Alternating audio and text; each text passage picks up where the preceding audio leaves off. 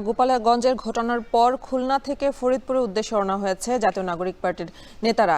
যোগ দিবেন ৭০তম দিনের কর্মসূচিতে। এই মুহূর্তে এনসিপি গাড়িবহর আছে যশোরে, আর সেখান থেকে আসলে এনসিপি গাড়িবহর থেকে সেখান থেকে তারা যাবেন ফরিদপুরে, এবং ফরিদপুরে এই মুহূর্তে আছেন আমাদের সহকর্মী জাওয়াদ মাহমুদ।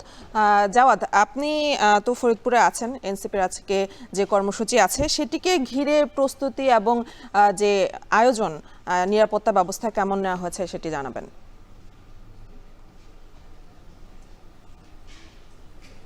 এ নিয়ে আপনি যেমনটি বলছিলেন যে এনসিপির পদযাত্রা, জুলাই পদযাত্রা, সেটি এখন যশোরে আছে এবং যশোরে পরে তারা ফরিদপুরে প্রবেশ করবে হয়তো বা কিছুক্ষণের পরে, যতক্ষণ আসতে আর কি সময় লাগে যশোর থেকে। মূলত আমরা এখন যে জায়গাটিতে দাঁড়িয়েছি এটি ফরিদপুরের সার্কিট হাউস।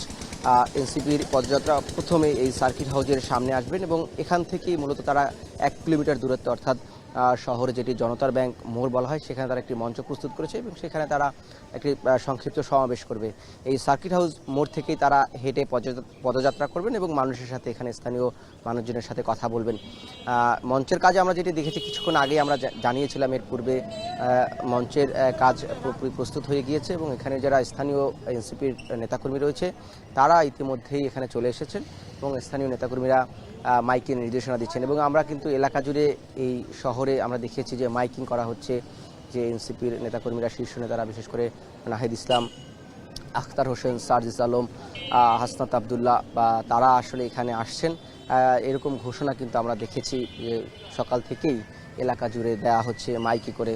এবং এখানে নিরাপত্তা নিয়ে যদি একটু বলি, যে যেহেতু গোপালগঞ্জে গতকালকে এনসিপির পদযাত্রায় হামলা করা হয়েছে, তাদের সমাবেশস্থলে হামলা করা হয়েছে এবং গোপালগঞ্জ আপনারা দেখেছেন যে একটি রণক্ষেত্রে পরিণত হয়েছিল এই নিষিদ্ধ ছাত্রলীগ এবং আওয়ামী লীগের মুহুর্মুহু হামলার ফলে, যার ফলে আজকে সেটিকে মাথায় রেখেই কিন্তু এই যে ফরিদপুরের যে পদযাত্রা, সেখানে একটু অতিরিক্ত নিরাপত্তা জোরদার করা হয়েছে। এখানের যে পুলিশ কর্মকর্তারা দায়িত্বে রয়েছেন তাদের সাথে আমি কথা বলেছি, তারা যেটি বলছেন যে খুলনা থেকে 150 শিল্পাঞ্চলের পুলিশ এখানে অতিরিক্ত নিরাপত্তার জন্য মোতায়েন করা হয়েছে। এবং এছাড়াও আজকে মূলত এনসিপির যে পদযাত্রা, সেখানে তারা যে সমাবেশস্থল জনতার ব্যাংক মোড়, সেখানে 250 থেকে 300-র মতো পুলিশ সদস্য মোতায়েন থাকবেন। এবং আমরা দেখেছি যে আশেপাশে যে উঁচু ভবনগুলো রয়েছে, যে বড় ভবন, সেখানের ছাদেও কিন্তু পুলিশ সদস্যরা অবস্থান নিয়েছে।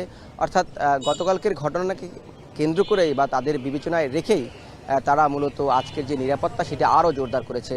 এবং যখন এনসিপি নেতাকর্মীরা এখানে আসবেন তখন পরবর্তী সংবাদ হয়তো আপনাদের মাধ্যমে আবারও জানিয়ে দিতে পারবো।